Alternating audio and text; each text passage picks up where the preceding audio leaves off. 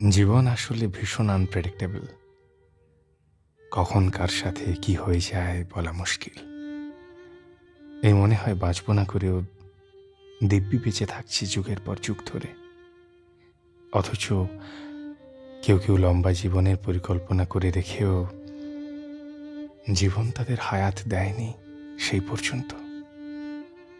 মাঝে মাঝে মনে হয় এই এক জীবনের সবচেয়ে বেশি জুলুম সম্ভবত আমি নিজের উপরেই করেছি। আমি নিজেকে কখনোই ঠিকঠাক ভালোবাসিনি।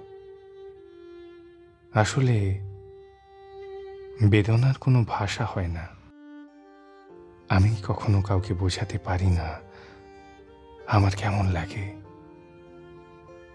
পৃথিবীতে কাউকে নিজেকে বোঝাতে না পারার কষ্টটা মানুষকে ভালো থাকতে দেয় না বোধহয়।